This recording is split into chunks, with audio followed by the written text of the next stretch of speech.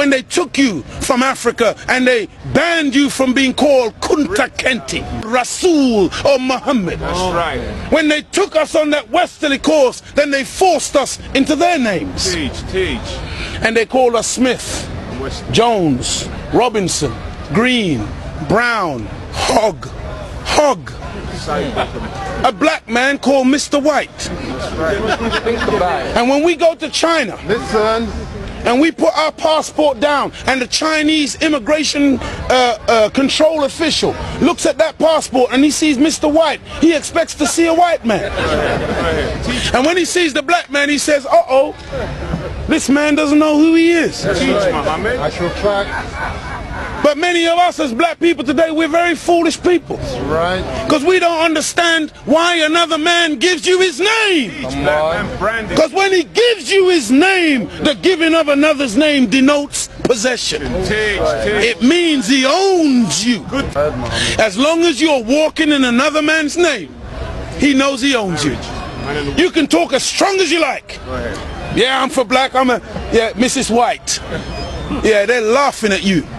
Because they know that when you take another's name, that's why in marriage, in the tradition of marriage, the woman takes the man's surname. Go ahead. And leaves her maiden name, because that taking of the other's name denotes possession. In the event of divorce, you don't walk around with the other man's name. You now relinquish that name because you're no longer with that one. What brings about insecurity is when you have a false concept of yourself. And the false concept of self is white supremacy. They believe that they are better because they are white. And as a result, see, when a man has that kind of silly mentality, Hitler had the silly mentality that the white man, the Aryan, is superior. So then at the Olympics, Jesse Owens kicks up all the Aryans.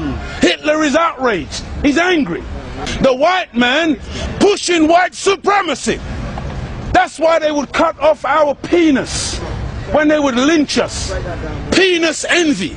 They're afraid of the black man because of our potency, because of our manliness. Because when you look at the black man, he's a real man. He's strong. So then they would have us as mandingos, fighting one another. That's why even today, they want to be the heavyweight champion of the world. They can't find a white man to do it.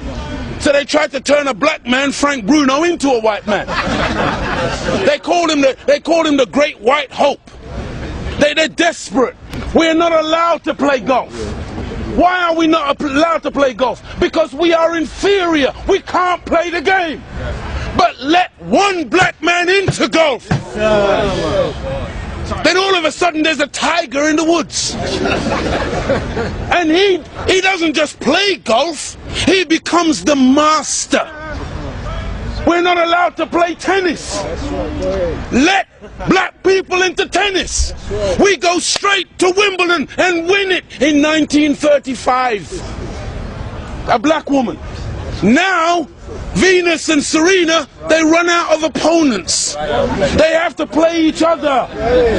The white people cannot compete on an even playing field. They let us into athletics.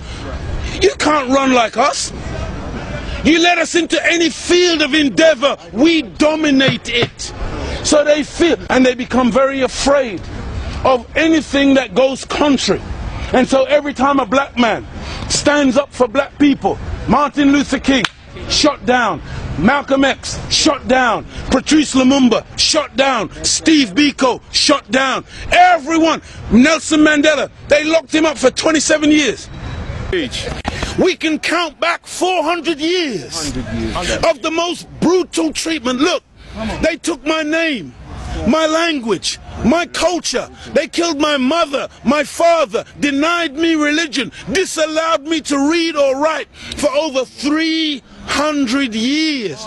Reduced me to the level of an animal where they branded me on my chest, branded me on my buttocks with a branding iron. And they called me 3/5 of a human being in the American Constitution. Is that the act of a human being or the act of a devil? It's for you, you answer it. we're just calling white people names. No!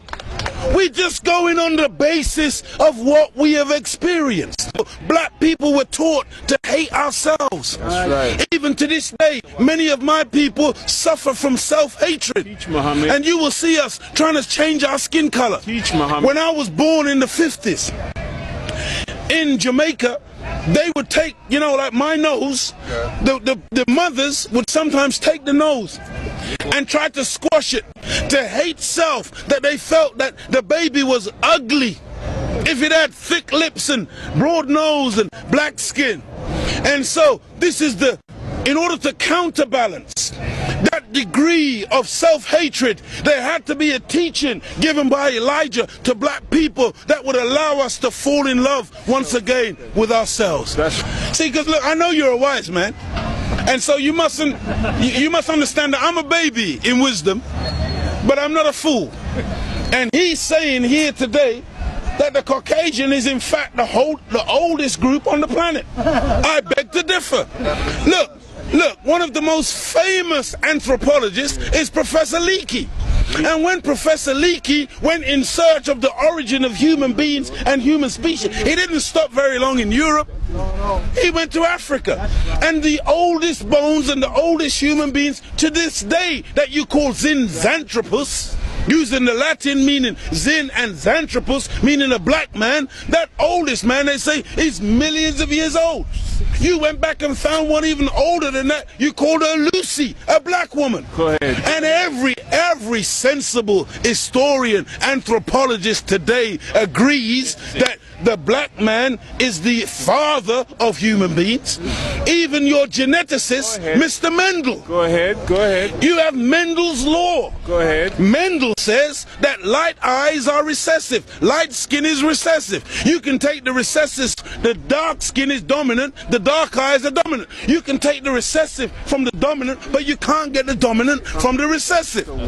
This is Mendel's law. And so all of your scientists have proved that you can't look. Black is not even a color. That's right. Black is the mother and father of all colors. And if you want a baby, even if the woman is a white woman, the baby has to come out of the triple darkness of her womb. And this is the origin of all life. Within the black, you have the whole color spectrum. But in white, two white people laying down together, they can only produce white. But two black people in darkest Africa can lay down together and produce albino with blonde hair and blue eyes. That's right. Teach, Muhammad. This happens all the time. And so we need to really get these facts correct today and understand that as gray as your hair is, you are listening to your father today. Teach, Muhammad. This is daddy talking. Teach. And we mustn't turn. No, this is true. I'm not mocking. The white man, he came into what he called a new world. Teach, Muhammad. And so all of a sudden you started to name things. Teach, Muhammad. So that's why you called it America. Based on, what was his name? Amerigo Vespucci, a Caucasian. Africa. That's why you called it Africa. Based on the European explorer called Africanus. You went into America, you called it New York. That's right. Because it was new to you. New England. You call it New England. That's right. You call it New Zealand. You call it Newfoundland. Because it was new to you. But to us, we were already there. That's why we're called Aboriginals. From Ab, meaning abstracted from the Father. Muhammad. From God himself. Original, meaning the first. But you won't find Caucasian people calling themselves Aboriginal anywhere on the planet. Because you're the new man, Paul Newman. From one blood came all human beings, but we produced you from us. Look at this. Even the word human, you've heard the term of a darker hue.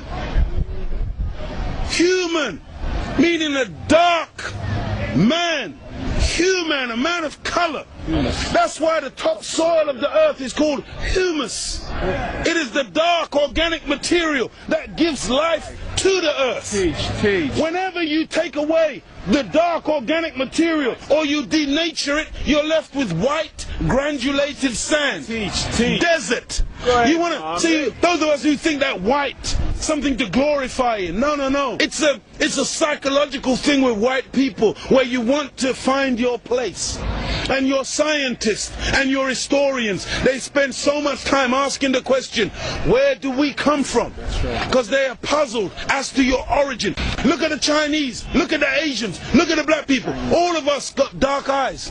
All of us got black hair. The only one on the planet who's got ginger hair, blonde hair, brown hair, grey hair, brunette. You are the one that's gone around the world making everything based on color. You were the one who went into Australia. You were the one who went into South Africa. You were the one who went into Asia and classified people and things based on color. So that's why this man, Yaqub, he wasn't a madman. He wasn't a mad scientist. He was a good scientist. And the Caucasian person is a person who is anti-nature. That's why when the sun comes out, I'm energized. Me and the sun, we got a relationship. I love the sun. I don't need no sunscreen. I don't get cancer from the sun. Me and the sun have got a good relationship. I love it and it loves me. But white people, you got to put sunblock on. You got to hide from the sun, because now you might get a little melanoma. Part of me on you, that means you're dead.